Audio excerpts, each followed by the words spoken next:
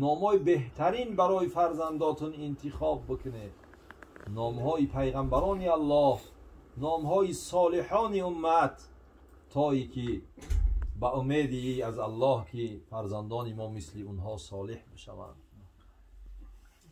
حضرت عبدالله ابن عمر بچه دار شدن، سالمش نام کردن. سالم. چرا او را سالم نام کردن؟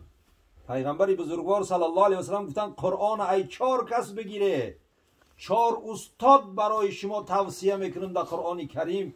یک تاش سالم مولای ابی حذیفه هسته، قاری زمانی رسول الله بود صلی الله علیه و سلم.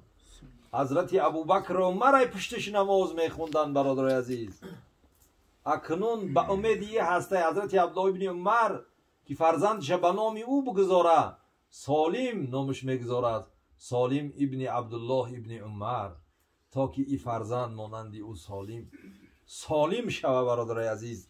و در حقیقت هم میشوه، چرا که این پدر اون چیزی که ضروری هسته برای فرزندش انجام میتیه.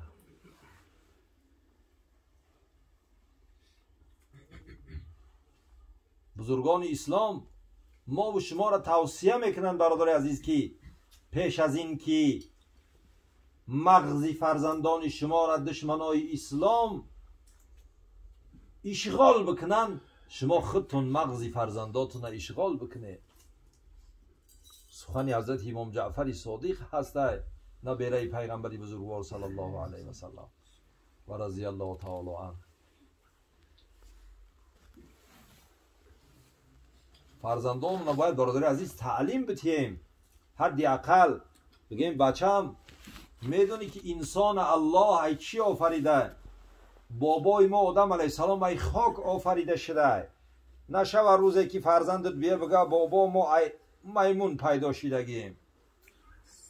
در خونه یادش ندادی، یادش میتین. اکنون در مغز سرش جا میکنن این چیزا، عقیده های ناروا، فکرهای ناجوره. ای خوردیشون فرزندا را به دهنکی به هر راه بشنونه برادر عزیز. عقیده مسلمانی را، کلمه شهادت طیبه را و معنا و مفهومش برای اونها نگه که نمیفهمند، و یا ایماد از زور میفهمند برادر عزیز، ایماد بهتر میفهمند. کسی میگه کودک نمیفهمه خطا میکنه. 4 روز در پیش تلفن بمونش، یک نمو تلفن کار میکنه که خودت نمیتونی رنگی او کار کرده. پس چرا او کلمه شهادت طیبه را نمیفهمیده بوده؟ میفهمه.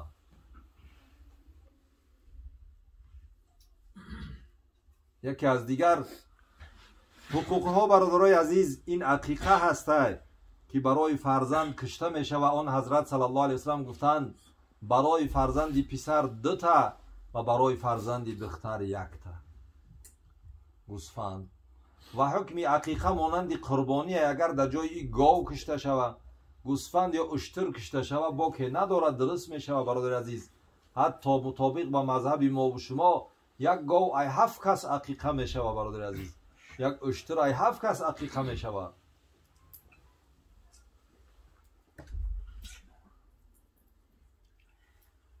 عقیقه در مذهب ما و شما مستحب ای برادر عزیز و با سنت آن حضرت صلی الله علیه و سلم ثابت شدگی هست. آن حضرت در عقیقه نبیرگانش گوسفند کشتگی هستند. اگر پدرها دستشون نرسه باباها هم میتونن که چیکار بکنن، انجام بتین. حتی حدیث مبارک هسته که الولد مرهون بعقیقته. حدیث مبارک هست. اهل شارحان حدیث، بزرگایی که در علم قدم بسیار مستحکم دارند، چون بسیارتر شرحهای سرشمار دادیند. اینها را اختلاف نام نمیکنیم. ما سخنهای پیغمبری بزرگوار کوتاهند اما معناهای سرشمار دارند برادر عزیز. سر معناهند. همین هست که میفرمایند اوتی تو جوامع الکلم، الله به من سخنان جامع عنایت فرمود که اونها کوتاهن اما مفهوم و معانی بسیار دارند. از جمله میگه فرزند در گرو عقیقش است. چی معنی داره ای؟ بزرگا چند نمود شرح میتین. یکی از شرحهایی هسته که میگن بزرگها اگر یک انسان فرزندش خوردکک ای دنیا بروا برادر عزیز، میگه به خاطری که در قیامت شفاعتش بکنه، فرزندا شفاعت بکنن برای می در جنازه های خوردکک ها اللهم اجعله لنا فرطا گفته و شافعا و مشفعا گفته دوامش میتیم. اوها را فرط و شافع و مشفع با دعای تربیه شده از اون حضرت صلی الله علیه و سلم دعا میکنیم ما. خوب میگه اگر بخواه فرزندش شفاعتش بکنه عقیقش میکنه. خوب یک از شرحها دیگه شرحهایی هست که در گروی هست که یعنی صالح شدنی او در گروی هست. یکی از سببها و چیزهایی که به برکت او ممکن هسته که فرزند به صلاح بروه و خوب شوه و نیک بشوه برادر عزیز، همین عقیقه او هسته. این برکت داره. برکتشی هست که در صلاح فرزندی ما و شما تأثیر میگذاره، برای صالح خوب شدنش تأثیر میگذاره. نام خوب عقیقه میکنی برادر عزیز، به این حقوقی فرزند به پایان نمیرسد. باید ما و شما فرزندامون قرآن خوان بکنیم، اهل دین و دیانت بکنیم، عقیده اسلام رو برای اونها تعلیم بدیم. حضرت عبدالله ابن مسعود رضی الله عنه میبخشه برادر عزیز، سوال میکنن، میگن که ما مردم امروزه از شما صحابگان پیغمبر صلی الله علیه و سلم چی فرق داریم مثال در معامله دینی؟ حضرت یک جواب عجیب میده که باور کنید میگم در عصر ما نیست و در همه عصرها مطابق هسته. میگم ما مردم یاران رسول صلی الله علیه و سلم اول ایمان می آوردیم بعد قرآن میخوندیم، لیکن شما قرآن میخونید که ایمان نداره. همین خیلی هسته، بسیار هسته در شما هستن برادر عزیز. حتی پیامبر صلی الله علیه و سلم از این چیزها خوف میبردن. اخوف ما اخاف علی امتی کل منافق علیم اللسان. من یکی از چیزهای خطرناکی که در امتم از او بسیار خوف احساس میکنم منافقانی هستند که زبان عالمانه دارند، از شریعت قرآن دهنکی با درکند برادر عزیز. و ضربه وزنی در دین میزنند. برای می اول فرزندامون ما ایمان تعلیم بدیم، اوها را مسلمانی کامل بکنیم، پس از آن قرآن در پرتو ایمانداری و در پرتو عمل کرد باید ما با اوها را چیکار بکنیم؟ تعلیم بدیم. فقط کوشش میکنیم که بچه های ما و شما قاری کل بشوند، بیگذار ما طرفدار هستیم، این چیز لذیذ نیستیم ما برادر عزیز، لیکن چیزی اساسی را ای دست باید نتیم که او فرزند در برابری که اهل قرآن میشوه برادر عزیز، او شخصیت ایمانی به این کتاب و عملی به این کتاب فراموش نکنه. حضرت علامه علی قاری میگن در شرح مشکاتشون که یک انسان شب و روز قرآن میخونه، شب و روز قرآن میخونه، لیکن به قرآن عمل نمیکنه، وای قرآن خوندگی نیسته، اهل قرآن نیسته. یک انسان قرآن خونش بسیار نیست، اندک است، لیکن شب و روز و او عمل میکنه، این انسان اهل قرآن و قرآن خونه. در شرح حدیث مبارک میبیاره که پیامبر بزرگوار ما صلی الله علیه و سلم میفرمایند یقال لصاحب القرآن اقرأ وارتقی ورتل.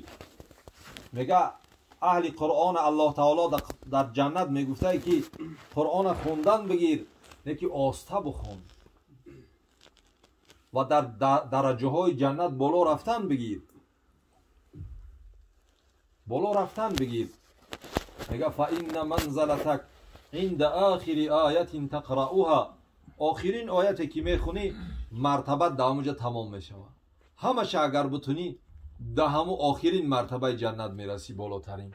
برای همین بزرگا میگن مرتبه های جنت به عدد آیت های قرآن هستند. حضرت در شرح همین حدیث میگن که هر کسی که قرآن اگر به زبانش شب و روز میخوننه که عمل نمیکنه و او خوندگی هم نیسته، در این حدیث داخل هم نمیشه. هر کسی که کم هم که میخوننه که شب و روز به عمل کردن این کتاب و زنده ساختن معنا و مفهوم و در زندگیش پیاده کردن شریعت این کتاب مشغول هسته، امی حدیث داخله و اهل امی قرآن هسته.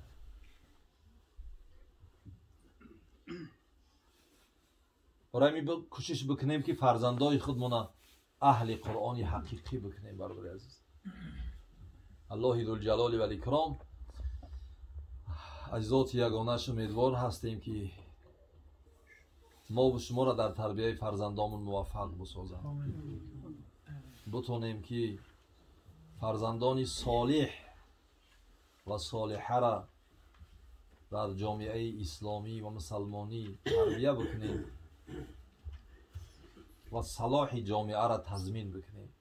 ما بخواهیم که جامعه ما صالح شود، باید صالحا را تربیت بکنیم تا که جامعه صالح بشود. آن حضرت صلی الله علیه و سلم ببینه بیگناه ها را تربیت کردند. حضرت ابوبکر تربیت کردند، حضرت عمر، عثمان و علی و ابو هریره و دیگه بزرگان را تربیت کردند تا که جامعه صالح شد و به صلاح رسید.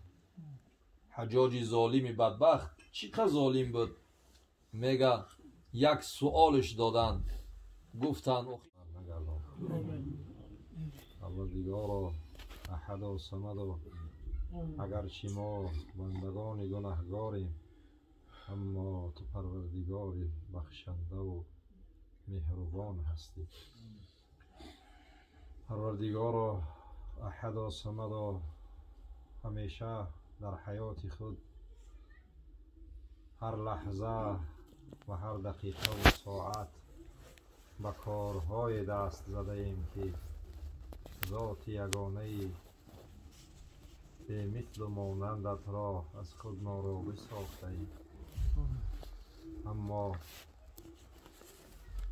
امروز بار دیگر و درگاه بینیازی دست می‌برداریم و با قول بزرگان من نمیگویم این و آنم ده، قلم عفو بر گناه هم کش، گناهان یکایک ما را و گذشتگان ما را و حاضرین و غایبین ما را خداوند با قلم عفو خویش از نامه های اعمال ما محو و نابود بگردان. و پیش از آن که از این محفل نور بلند می شویم و به حرکت می درویم، پروردگارا برای ما مژده قوم و مغفور لکم صادر بگردان. پروردگارا در این ساعت ها از جانب همه ما امتانی آن حضرت صلی الله علیه و سلم، اگرچه ارزش امتی هم در ما باقی موندگی نیست، اما پروردگارا لطف و کرمت بسیار بزرگ هست، کمی ما را به جای زیاد قبول فرما. از جانب ما امتان به روح پاکی سرور کائنات، معلم بشریت، حبیب قلبها، فخر عالم رسول اکرم صلی الله علیه و سلم درود و سلام های ما را برسان. روضه مطهر ایشان از زمزمه صلوات و درودهای ما پروردگارا طنین انداز و معطر و معنبر بگردان. روح مبارک ایشان در این ساعت ها از ما امتانش شاد بگردان و اجر و پاداش را که از این محفل خیر به وجود آمدگی هسته و فضل و کرمت خداوند آن مقدار زیاده بفرما که ثواب و ثمره او را حاصل شد و مقدارش به جز ذات یگانه ای تو کسی دیگری نداند. پس این اجر و پاداش از جانب ما همه حاضرین، اولا به ارواح سید المرسلین صلوات الله و سلامه علیه و جمیع انبیاء و مرسلین سلام الله و صلواته علیهم و صحابگان رضوان الله علیهم اجمعین، آنانی که امروز کلمه گفتن ما، لا اله الا الله گفتن ما به سبب مشقت و محنت و کار اون بزرگواران بود. پروردگار به ارواح اونها نیز برسان و ارواح تابعین که شاگردان خوب برای اصحاب کرام بودند رضوان الله علیهم اجمعین و تبع تابعین و علمای دین، مفسرین، محدثین، فقهای عظام، قراء کرام، مجتهدین امت، امام اعظم رحمت الله علیه، همراه شاگردانشان، بقیه ائمه اهل سنت و الجماعت، جمیع کسانی که در اسلام عزیز خدمت کرده هستند، شهیدان و غریبان و نیکوکاران و دعا طلبان و بیکسان، همه امتان اولین و آخرین آن حضرت صلی الله علیه و سلم. پروردگار آنها را از این خیر و خوبی هایی که در این محفل حاصل شده هست برخوردار بگردان و قبرهای یکایکشون خداوند یکی از روضه های پرناز و نعمت جنتی هم برسیدی شد بگردان و ما زندگان را توفیق طاعت، دوری از معصیت و خیر و برکت و سعادت دارین را نصیب بگردان. زبان ذاکر، قلب شاکر، ایمان کامل و عمل صالح برامون آسان بگردان.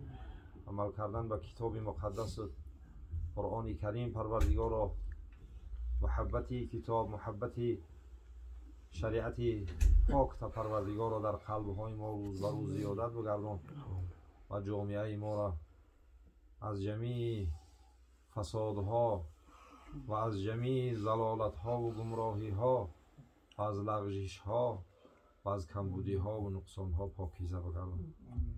پروردگار احد و صمد و اخلاق محمد صلی الله علیه و سلم برامون عنایت بفرماد. نفسهای ما را به سوی تقوا راه نشان بده و راه جنت برای یک و یک ما آسان بگردان. و این فرزندی را که در این خاندان به دنیا آمدگی هسته و سبب جمع شدن ما هست، پروردگار اهل قرآن و از جمله دوستان خودت و از مقربین درگاهت قرار بده. از جمله کسانی بگردان که به سبب اونها چگونه که رسول الله صلی الله علیه وسلم نفری را تعریف میکنند که با برکت او و با شفاعت او مقدار یک قبیله های بزرگ داخل جنت میشوند. پروردگار فرزند از جمله کسایی بگردان که با برکت دعوت او و شفاعت او قبیله های بزرگ، شهرهای بزرگ، مملکت های بزرگ بر این آدم های بسیار داخل جنت بشوند. و پروردگار جمیع فرزندای ما را نیز فرزندای مسلمان به دنیا آمدگی نآمدگی خداوندا همشون در راه صلاح و صالحیت و خوبی خداوندا تربیت شدن شده برای ما روزی بگردان و جمیع پدرها و مادرها در تربیت فرزندشون موفق بگردان. و پروردگار در عوض غنیمت هایی که برادرها برای ما حاضر کردند هم در دنیا و هم در آخرت برایشون عوض عنایت بفرما. جمیع بیمارای جهان اسلام اولین و آخرین خداوند شفای کامل و عاجل از خزانه غیبی خویش عنایت بفرما. و پروردگار همه فرزندای مسلمان که در راههای دور هستند به خاطر طلب علم، به خاطر نفقه اهل خاندان تأمین کردن رفتگی هستند، پروردگار هر کسی که به طلب علم رفته علم کاملش عنایت بفرما و هر کسی که در طلب رزق رفته رزق حلال و فراوانش عنایت بفرما. و جمیع فرزندای مسلمان در هر جای از کره زمین هستند از جمیع بلا و وبا و آفتهای زمینی و آسمانی مادی و معنوی از شر دشمنان اسلام و از شر شیطان رجیم و از جمیع ضلالت و گمراهی ها و بدبختی ها خداوند در حمایه خویش بگیر و همیشه در راه صراط المستقیم ثابت و استوارشان بدار. و پروردگار احد و صمد و زنهای مسلمان دخترای مسلمان و پرده شرم و حیا مزین بگردان و از راه های دلالت و گمراهی و از راه های فرعونی و از راه های فحش و فحشا خداوند آنها را دور نگه بدار. پروردگار از شبکه های شیطانی که میخواهند اونها را صید بکنند و با واسطه اونها مسلمان ها را گمراه بکنند از اون شبکه ها خداوند نجات شد. پروردگار صلاح و خوبی و پاک دامنی را برای زنهای مسلمان عنایت بکن. اونها را زنهایی بگردان که از دامان اونها فرزندان صالح و صالحه همیشه به دنیا بیاید. اونها را زنهای و مادرهای قرار بده که با یک دستشون گهواره را بجنبانند، با دست دیگرشون جهان اسلام صالح بکنند. پروردگار احد و صمد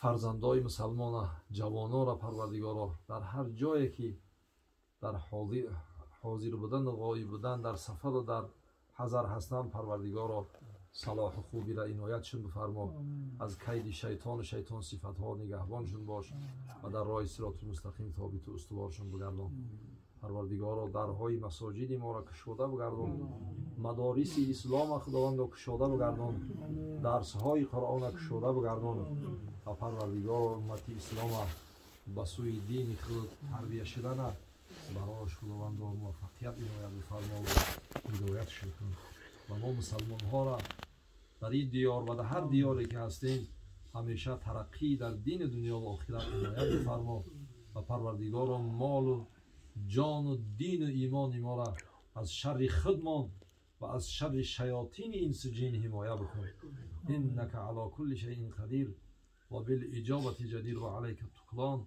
و انت المستعان اللهم انا نسألك الهدى والتقى والعفاف والغنى اللهم انا نسألك ایمانا لا يرتد ونعيما لا ينفد وقرة عين لا تنقطع ومرافقة نبيك حبيبنا محمد صلى الله عليه وسلم في أعلى جنان الخلد اللهم إنا نعوذ بك من زوال نعمتك وتحول عافيتك وفجأة نقمتك وجميع سخطك پروردگارا هر کسی را ما فراموش کردیم ذات یگانت فراموش کننده نیستی هر آن خواهشات و آرزوها و طلبات و چیزی که در مسلمان ها هسته اگر مطابق شرع شریفت هست براشون جامعه عمل بپوشان و عنایتشون بفرما یا ارحم الراحمین یا ارحم الراحمین یا ارحم الراحمین